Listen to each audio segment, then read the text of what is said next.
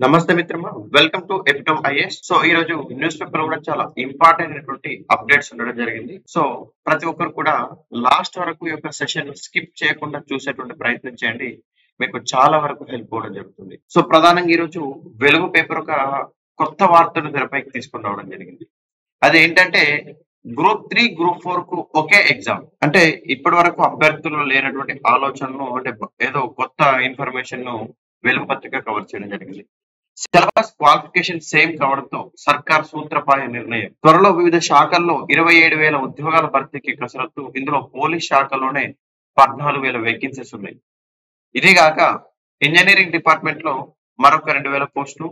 అదేవిధంగా group 3 group 4 లో 1000 దాకా పోస్టులు ఉండడం జరిగింది. అంటే ఈ 1000 పోస్టులు కాకుండా మరికొన్ని కూడా పెరిగేటువంటి అవకాశాలు ఎక్కువగా ఉన్నాయి.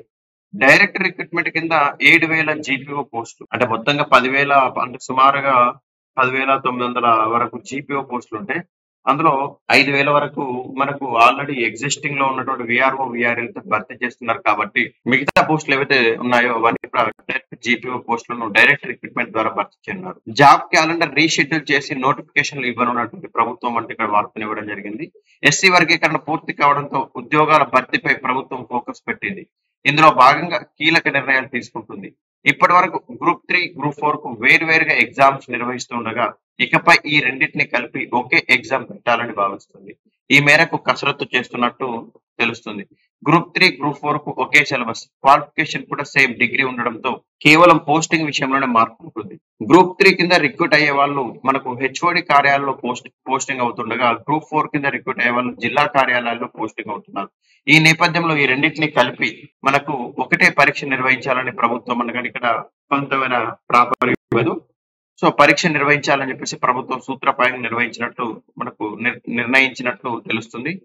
ఇక త్వరలో దాదాపు 27,000 ఉద్యోగాల భర్తీకి డైరెక్ట్ రిక్రూట్మెంట్ కింద భర్తీ చేసేందుకు ప్రభుత్వం కసరత్తు చేస్తుంది. ఇందుకోసం అనుమతుల ప్రక్రియ వేగవంతం చేసింది. ఇప్పటికే వివిధ శాఖల నుండి ఖాళీల వివరాలు తెప్పించింది. వీటిని ఫైనల్ చేసి ఫినాన్స్ అప్రూవల్ కి ఇవ్వనుంది. ప్రభుత్వం ఉద్యోగ ఖాళీల వివరాలు ఇప్పటికే తెప్పించుకుంది. ఇందులో గ్రూప్ 1, 2 పోస్టులే తక్కువగా ఉన్నాయి. ఈ రెండింటిని కలిపితే 130 లోపు పోస్టులు మాత్రమే ఉన్నట్టు తెలుస్తుంది. సో అయితే ఇటీవల గ్రూప్ 1, గ్రూప్ 2 పోస్టులు భారీగా భర్తీ చేయడంతో పెద్దగా ఖాళీలు ఏర్పడలేదు. ప్రభుత్వం పోయిన ఏడాదే గ్రూప్ 1 కింద 523, గ్రూప్ 2 కింద 783 పోస్టులు భర్తీ చేసింది. అంటే అవి ఇంకా మొత్తం పూర్తి స్థాయిలో ప్రాసెస్ కంప్లీట్ కాలేదు. సో అంటే నియామక దశలో ఉన్నాయి.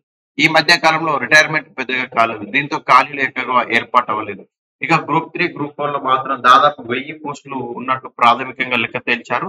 గతంలో నోటిఫికేషన్ ఇచ్చిన గ్రూప్ 3 గ్రూప్ 4 పోస్టుల భర్తీ ఇటీవలే పూర్తయింది. అయితే అందులో భర్తీకారి పోస్టులు ఎక్కువ సంఖ్యలో ఉన్నట్టు తెలుస్తుంది. అవి కూడా కలిపితే ఇంకో 1000 దాకా ఉంటాయని అధికారులు అంటున్నారు. ఇక అత్యధికంగా పోలీస్ శాఖలో 14,000 పోస్టులు ఉన్నట్టు తేల్చారు. ఇందులో కానిస్టేబుల్, ఎస్ఐ పోస్టులు కూడా ఉన్నట్టు తెలిపారు.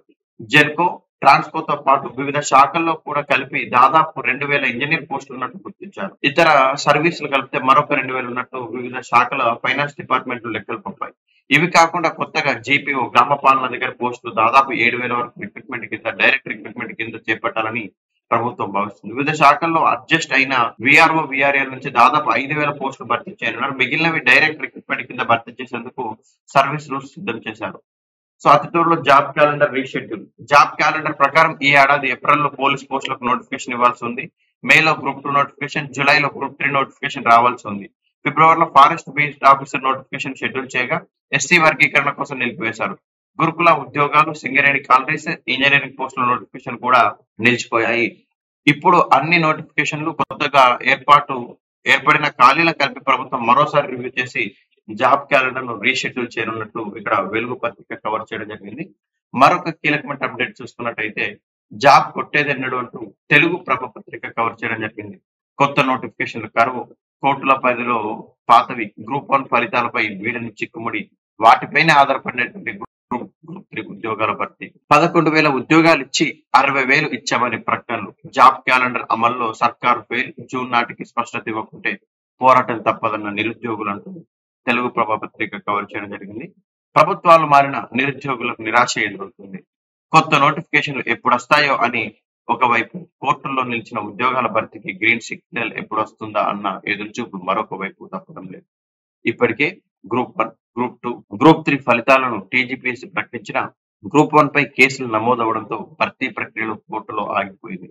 ఇప్పటికే డిఎస్సి, గురుకుల తదితర ఉద్యోగాల్లో బ్యాక్లాగ్ పోస్టులు మిగిలిపోవడంతో మనకు అవరోహణ క్రమంలో భర్తీ చేయాలని చెప్పేసి టీజీపీఎస్సీ ప్రకటించింది. ఈ నేపథ్యంలో గ్రూప్ 1 పై క్లారిటీ వస్తేనే గ్రూప్ 2, గ్రూప్ 3 నియామకాలు పూర్తయ్యేటువంటి అవకాశాలు ఎక్కువగా ఉన్నాయి. హైకోర్టు తీర్పు వ్యతిరేకంగా వచ్చిన అభ్యర్థులు సుప్రీంకోర్టుకు వెళ్లేటువంటి అవకాశంగా ఉన్నాయి కాబట్టి దీంతో మెరిట్ లిస్ట్ లో పేరున్న ఉద్యోగం వచ్చిందనే సంతోషం లేకుండా పోయింది. వారంతా ఆందోళన చెందుతున్నారు. కాంగ్రెస్ ప్రభుత్వ హయాంలో వచ్చిన ఏడాదిలోనే 2 లక్షల ఉద్యోగాలు భర్తీ చేస్తామని మేనిఫెస్టోలో చెప్పిన అమలు విఫలమైంది. ఇప్పటికే 60,000 ఉద్యోగాలు ఇచ్చామని చెప్తున్నా అందులో కొత్త నోటిఫికేషన్లు వేసి ఇచ్చింది సుమారు 10,000 వరకే ఉన్నాయి. గ్రూప్స్ తో పాటు ఎస్ఐ, పోలీస్ కానిస్టేబుల్, పోలీస్ లాంటి నోటిఫికేషన్లు గత ప్రభుత్వం ఇచ్చినవే. ఇతర కేటగిరీల కొలువులో భర్తీ చేసిన గ్రూప్ 1, 2, 3 ఉద్యోగాల భర్తీ మాత్రం ముందుకు సాగడం లేదు. మార్చి ఆఖరులో గ్రూప్ 1 తుది ఫలితాలను టీజీపీఎస్సీ ప్రకటించింది. గ్రూప్ 2, గ్రూప్ 3 అర్హత పరీక్ష ఫలితాలు కూడా ఇప్పటికే విడుదలైన నియామక ప్రక్రియ మాత్రం కోర్టు కేసులతో ఆగిపోయింది. కాగా గ్రూప్ 1 పై తుది తీర్పు జూన్ 11న వచ్చిన తర్వాత నియామకంలో కదలిక అంటే తీర్పు వచ్చిన తర్వాతనే మనకు నెక్స్ట్ స్టెప్ కి వెళ్ళేటువంటి అవకాశం ఉంది. వయసు దాటిపోతుందని అభ్యర్థుల ఆవేదన. ఎస్ఐ కానిస్టేబుల్ తో పాటు గ్రూప్ 1 డిఎస్సి తోని group 2 excise sub inspector, forest officer లాంటి పోస్టులకు అర్హతతో పాటు ఏజ్ కూడా చాలా ఇంపార్టెంట్. సంవత్సరాలకు ఎదురు చూసిన ఉద్యోగ ప్రకటనలు ఆలస్యం కావడంతో ఏజ్ దాటిపోతే అర్హత కోల్పోతామని నిరుద్యోగులు ఆవేదన వ్యక్తం చేస్తున్నారు. ప్రతి సభలో ముఖ్యమంత్రి మాట్లాడుతూ 60,000 ఉద్యోగాలు ఇచ్చాం, మేము నోటిఫికేషన్లు ఇస్తామంటే వద్దని ధర్నా చేస్తున్నారని చెబుతుండడంపై నిరుద్యోగులు బగ్గుమంటున్నారు. ఇలాంటి ప్రకటనలు మానుకొని మేనిఫెస్టోలో చెప్పినట్టు జాబ్ క్యాలెండర్ ప్రకటించాలి అంటూ ఇక్కడ డిమాండ్ చేస్తున్నారు. ఇక్కడ రకరకాలైనటువంటి అంశాలు ప్రకటనలకే పరిమితం అయిపోతున్నాయి. ఇట్లా చాలా రకాల విద్యార్థుల యొక్క డిమాండ్స్ కూడా ఇక్కడ తెలుగు ప్రభ పత్రిక కవర్ చేయడం జరిగింది. మరొక కీలకమైన అప్డేట్ ఎంప్లాయ్మెంట్ అప్డేట్ అండి. ఐడిఏ ప్రాజెక్ట్ లో అడ్మిన్ పోస్ట్ ఏదైతే వివిధ విభాగాల్లో ఖాళీగా ఉన్నటువంటి పోస్టుల భర్తీకి aeronautical development agency notification release చేసింది. ఈ పోస్టులను కాంట్రాక్ట్ బేస్డ్ అంటే ఇది పర్మనెంట్ పోస్ట్ కాదు, కాంట్రాక్ట్ బేస్డ్ పోస్ట్ అండి. సో ఎవరైతే ఇంట్రెస్ట్ ఉండి ఎలిజిబుల్ అయినటువంటి క్యాండిడేట్స్ ఆన్లైన్ ద్వారా జూన్ 13th లోపు అప్లై చేసుకోవాల్సి ఉంటుంది. ఇక్కడ వీళ్ళు నోటీస్ చేసిన పోస్టులు మొత్తం 23 పోస్టులను వీళ్ళు నోటీస్ చేయడం జరిగింది. ఈ పోస్టుల సరికి ప్రాజెక్ట్ అడ్మిన్ అసిస్టెంట్ 9 పోస్టులు, ప్రాజెక్ట్ సీనియర్ అడ్మిన్ అసిస్టెంట్ 6 పోస్టులు, ప్రాజెక్ట్ అడ్మిన్ ఆఫీసర్ 4 పోస్టులు, ప్రాజెక్ట్ టెక్నికల్ అసిస్టెంట్ 2 పోస్టులు, ప్రాజెక్ట్ సీనియర్ టెక్నికల్ అసిస్టెంట్ 2 పోస్టులు అనేది ఉండడం జరిగింది. దీని యొక్క ఎలిజిబిలిటీ ఒకసారి గమనించుకున్నట్లయితే depends upon the post base చేసుకొని కన్సర్న్ డిపార్ట్మెంట్ లో డిగ్రీ క్వాలిఫికేషన్ తో పాటు వర్క్ ఎక్స్పీరియన్స్ ఉండాల్సి ఉంటుంది. దీనికి జూన్ 13th లాస్ట్ డేట్ గా ఉంటుంది. మరి ఒక సెలక్షన్ ప్రాసెస్ ఏ విధంగా ఉందంటే రిటర్న్ టెస్ట్, ఆ తర్వాత స్కిల్ టెస్ట్, ఆ తర్వాత ఇంటర్వ్యూ బేస్ చేసుకుని సెలెక్ట్ చేస్తుంటారు. అదే విధంగా చూసుకున్నట్టయితే NHAI లో మనకు ప్రధానంగా డిప్యూటీ మేనేజర్ ఖాళీలు, మనకు ప్రధానంగా చూసుకున్నట్టయితే వివిధ విభాగాల్లో ఖాళీగా ఉన్న డిప్యూటీ మేనేజర్ పోస్టుల భర్తీకి ఢిల్లీలోని national highways authorities of India notification release చేసింది. ఇంట్రెస్ట్ ఉండి ఎలిజిబుల్ అయినటువంటి క్యాండిడేట్స్ నుంచి NHAI అనే ఒక అఫీషియల్ వెబ్సైట్ ద్వారా జూన్ 9th లోపల అప్లై చేసుకోవాల్సి ఉంటుంది. సో ఇక్కడ పోస్ట్ కూడా వీళ్ళు మొత్తం నోటీస్ చేసిన పోస్టులు కూడా మనకు 60 పోస్టులు నోటీస్ చేయడం జరిగింది.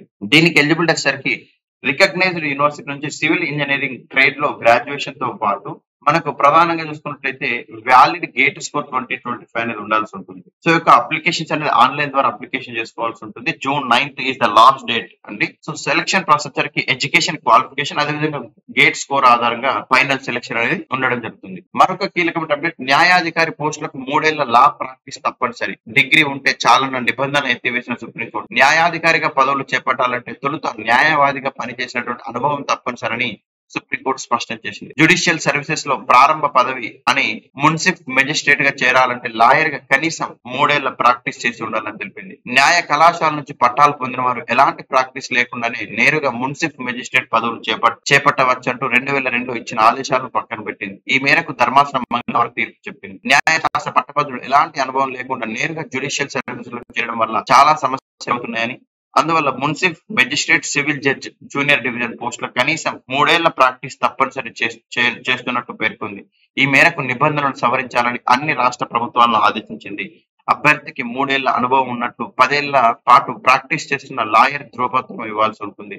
లా క్లర్క్ గా పనిచేసిన అనుభవాన్ని పరిగణలోకి తీసుకుంటారంటూ ఇక్కడ వార్త తీయడం జరిగింది. మరొక కీలకం అప్డేట్ చూసుకున్నట్లయితే IFS టాప్ 50 లో 3 మనోళ్లే. చాడ నిఖిల్ రెడ్డి 11వ ర్యాంక్, జి ప్రశాంత్ 25వ ర్యాంక్, చెరుకు అవినాష్ రెడ్డికి 40వ ర్యాంక్. తుది ఫలితాలను ప్రకటించిన UPSC దేశవ్యాప్తంగా 143 మంది ఎంపిక, వీళ్ళు 80 మంది అదనపు DGP మహేష్ భగవత్ గైడెన్స్ తీసుకున్న వారే అంటూ ఇవ్వడం జరిగింది. ఏదైతే ఇండియన్ ఫారెస్ట్ సర్వీస్ 2024లో తెలంగాణ అభ్యర్థులు మెరిశారు. దేశవ్యాప్తంగా అడవుల పరిరక్షణలో కీలక పాత్ర పోషించే ఈ సర్వీసెస్ అధికారుల కోసం నిర్వహించే పరీక్షల తుది ఫలితాలను union public service commission release చేయడం జరిగింది.